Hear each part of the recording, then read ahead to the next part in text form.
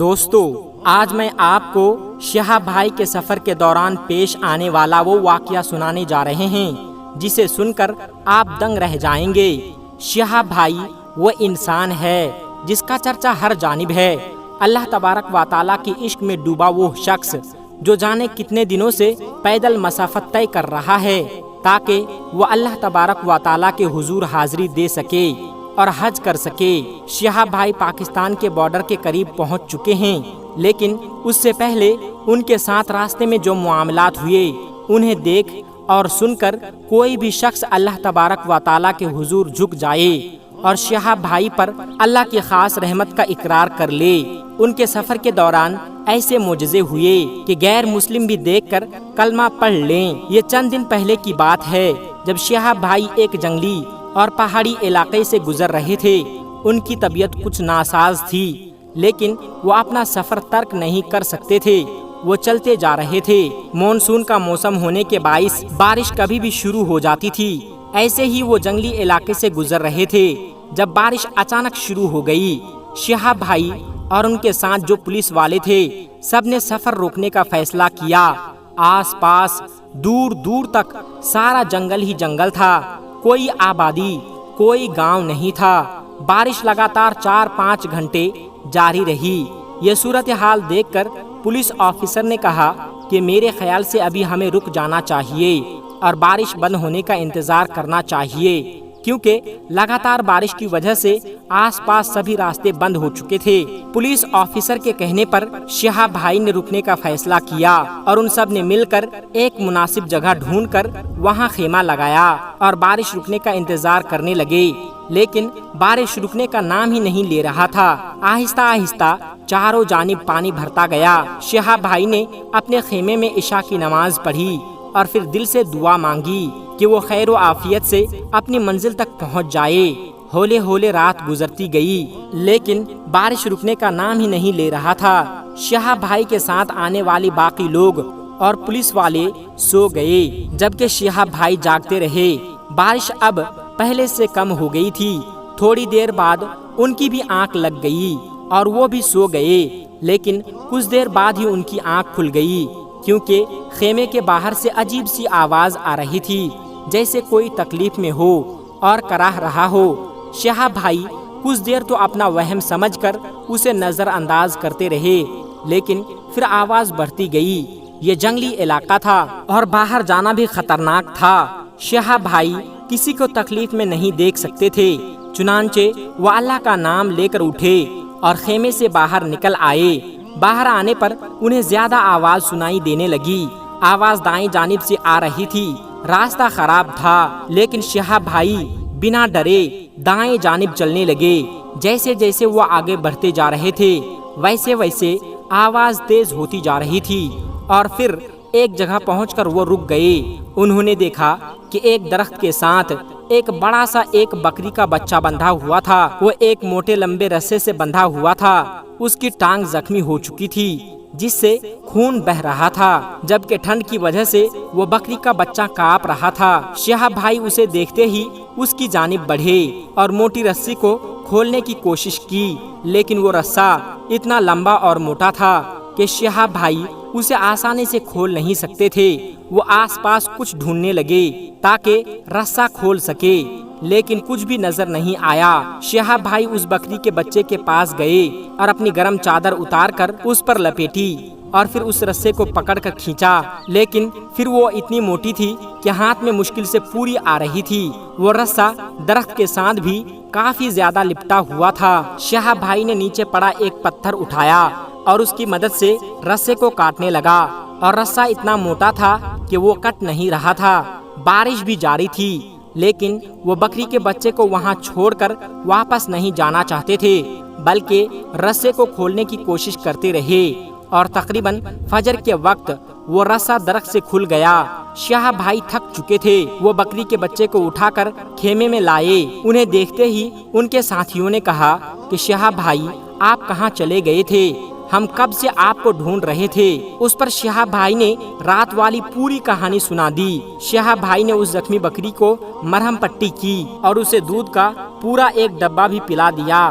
اسے لٹا کر فجر کی نماز پڑھنے لگے، لیکن جیسے ہی وہ نماز سے فارغ ہوئے وہ دیکھ کر حیران رہ گئے، بکری کا بچہ غائب تھا، وہ چادر وہیں پر پڑی تھی اور وہ رسہ بھی ادھر ہی تھا جو شہاب بھائی اپنے ساتھ لے کر آئے تھے۔ سب نے مل کر آس پاس دیکھا، لیکن وہ بکری کا بچہ کہیں بھی نہیں ملا۔ بارش پھر سے کم ہوئی تو ان لوگوں نے سفر شروع کرنے کا فیصلہ کیا۔ جیسے ہی جنگل ختم ہوا ایک نیا علاقہ شروع ہو گیا۔ وہ لوگ چلتے رہے۔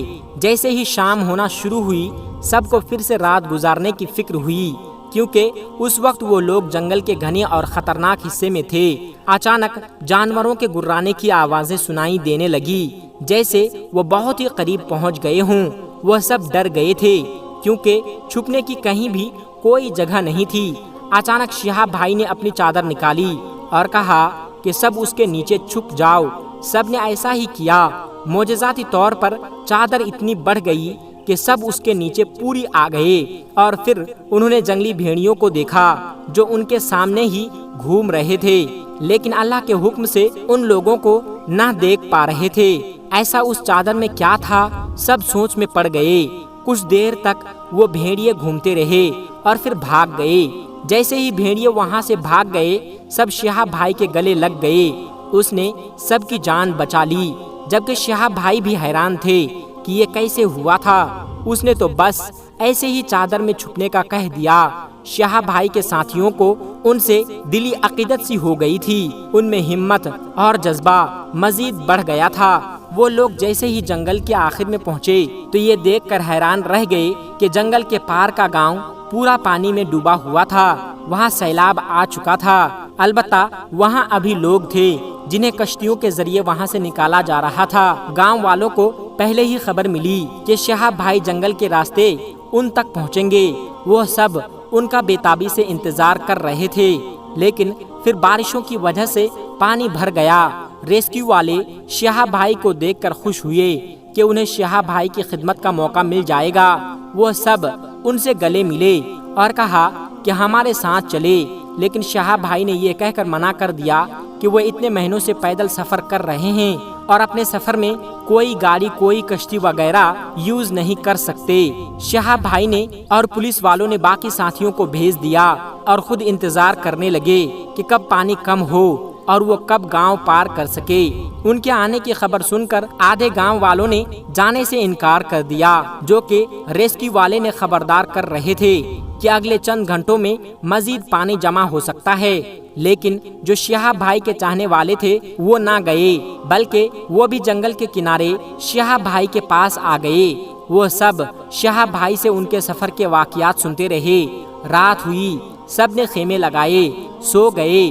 شہاب نے خواب میں دیکھا کہ گاؤں کے اس پار پہاڑی پر ایک چھوٹی سی جھونپڑی ہے جس میں ایک بزرگ بیٹھا ہوا ہے جو انہیں بلا رہا ہے، اور پھر انہوں نے دیکھا کہ وہ رسہ جس کے ساتھ بکری کا بچہ درخت کے ساتھ بندھا ہوا تھا، اس رسے پر چڑھ کر انہوں نے گاؤں پار کیا، اس پہاڑی تک پہنچ گئے۔ یہ عجیب خواب تھا کیونکہ وہ پہلے کبھی رسے پر نہیں چلے تھے، لیکن پھر صبح فجر کے وقت اٹھے، نماز پڑھی اور دعا کی کہ یا اللہ ان کے خواب کو پورا کرے۔ انہوں نے اس موٹے اور لمبے رسے کو جنگل کے توانا درخت سے باندھا، جبکہ دوسری جانب سے کشتی والے جو صبح صبح وہاں کا جائزہ لینے آئے تھے اور ساتھ ناشتہ لے کر بھی آئے تھے، انہوں نے اس رسے کو گاؤں کے آخر میں بنی پہاڑی پر پتھر سے باندھ دیا، اور انہوں نے ایسا کرتے 1 گھنٹہ لگ گیا، کیونکہ جتنا وہ آگے بڑھتے جا رہے تھے رسہ لمبا ہوتا جا رہا تھا۔ سبھی یہ دیکھ کر حیران تھے، اور پھر سب نے وہ دیکھا جس سے سب کے منہ کھلے کے کھلے رہ گئے۔ شہاب بھائی رسے پر چلے اور چلتے گئے، اللہ کا نام لے کر بالکل نہ ڈرے، اور آخر ظہر کے وقت تک وہ چھوٹی پہاڑی پر پہنچ گئے۔ وہ پہاڑی پار کر چکے تھے۔ جیسے جیسے وہ گاؤں پار کرتے گئے ویسے ویسے پانی کم ہوتا گیا، اور پھر سارا پانی جیسے بہہ کر کہیں غائب ہو گیا۔ لوگوں کو جب پتا چلا تو لوگ شہاب بھائی کو دیکھنے کی غرض سے گاؤں میں اکٹھے ہو گئے اور شہاب بھائی کو اس پہاڑی پر بنی اس جھونپڑی تک پہنچایا۔ اس جھونپڑی تک پہنچنا تھا جو اس نے خواب میں دیکھی تھی۔ 1 گھنٹہ اور چلنے کے بعد آخرکار شہاب بھائی اس جھونپڑی تک پہنچ گئے۔ झोपड़ी के बाहर जो बुजुर्ग बैठे थे शाह भाई को देखते ही बोले, आओ बेटा, मैं तुम्हारा ही इंतजार कर रहा था। शाह भाई ने बुजुर्ग से सलाम दुआ की और पूछा, क्या आपको मेरी यहाँ आने की कैसे पता चला? बुजुर्ग होले मुस्कुरा दिए और बोले कि पता तो मुझे बहुत पहले से है, बस तुम्हारा इम्तिहान ले रहा हूँ और तुम कामयाब ठहरे। कौन सा इम्तिहान बाबा जी? शाह भाई ने हैरत से पूछा। उस बुजुर्ग ने कहा कि उस रात अगर तुम उस बकरी के बच्चे को ना बचाते तो शायद जंगल के भेड़िए तुम लोगों को ना छोड़ते। वो रस्सा जिससे बकरी का बच्चा बंधा हुआ था, अगर तुम उस रस्से को ना खोते तो ये रस्सा तुम तक ना पहुंचता और शायद तुम कभी यहाँ तक ना पहुंच पाते। तुमने बकरी के बच्चे की मदद की और उसने तुम्हारी। यह सुनकर शाह भाई की आंखों में पानी आ गया। उसने बाबा जी के हाथ चूमे और अल्लाह के हुजूर शुक्राने के नफल अदा किए। यह सब अल्लाह का करम था जो शाह भाई को चुन लिया था और अल्लाह के रास्ते में आगे बढ़ता जा रहा था। इंसान का मकसद नेक हो तो जितनी उसके सफर में आजमाइश आती है उतने ही उस पर इनामात भी किए जाते हैं जो उन आजमाइशों में कामयाब होता है। शाह भाई एक दिन उनके मेहमान बनकर रहे और फिर वो गांव वालों से मिलकर अपना सामान बांधकर अपने सफर पर अपने साथियों के हमराह रवाना हो गए। उनके जाने पर तमाम गांव वाले उनके लिए दिल से दुआ की थी, अल्लाह तबारक व तआला शाह भाई को अपने सफर में कामयाब करे और उनको अपने मंजिल मकसूद तक पहुंचाए। आमीन सुम्मा आमीन। दोस्तों, आज की वीडियो में बस इतना ही। मिलते हैं एक फिर नई वीडियो के साथ। तब तक के लिए अस्सलाम वालेकुम।